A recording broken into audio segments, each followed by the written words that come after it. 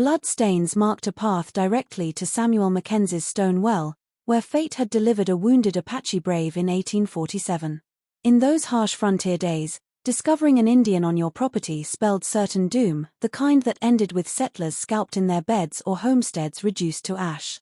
Every rancher for miles around would counsel Samuel identically: execute the savage immediately and conceal the evidence permanently.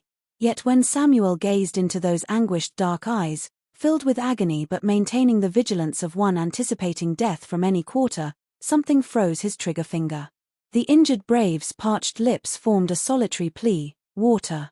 In that instant, Samuel recognized not a foe but a suffering soul enduring the same murderous thirst he'd experienced during the terrible drought of '44.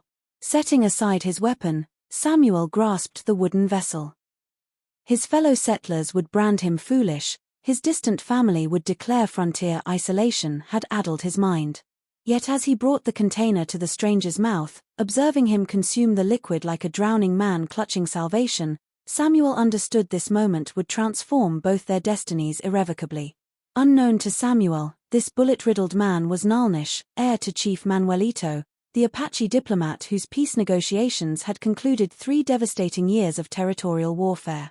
The gunshot penetrating Nalnish's torso wasn't accidental, it resulted from an assassination plot orchestrated by corrupt administrators determined to obliterate the peace accord and resume their war profiteering. Marshal Garrett Stone's arrival with his armed posse, pursuing the blood trail to Samuel's ranch, exposed the sinister truth. Stone operated beyond simple law enforcement. He commanded a criminal network encompassing weapons trafficking, assassination, and betrayal extending into the territory's highest governmental positions. These treacherous officials had orchestrated Colonel Bradford's murder to incriminate Nalnish, depending on operatives like Stone to complete their deadly scheme.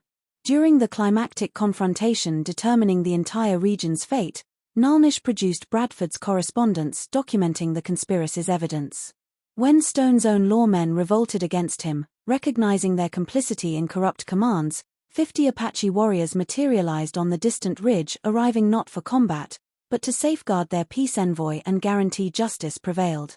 The crisis concluded when Samuel physically subdued Stone as the corrupt marshal attempted assassinating Chief Manuelito, demonstrating that extraordinary bravery often emerges from common people performing remarkable deeds.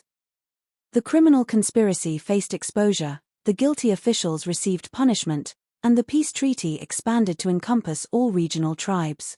Recognizing his merciful actions and valor, Samuel achieved the unprecedented honor of formal adoption into the Apache Nation, receiving a ceremonial war lance passed down through generations of tribal leaders. In the unforgiving landscape of the Old West, the most significant victories weren't achieved through firearms and brutality, but through something infinitely more potent: the moral strength to perceive adversaries as fellow humans and the wisdom to select compassion over hatred. Samuel's simple act of giving water to a dying stranger had transformed into something far greater, a bridge between two worlds and proof that mercy could triumph over fear.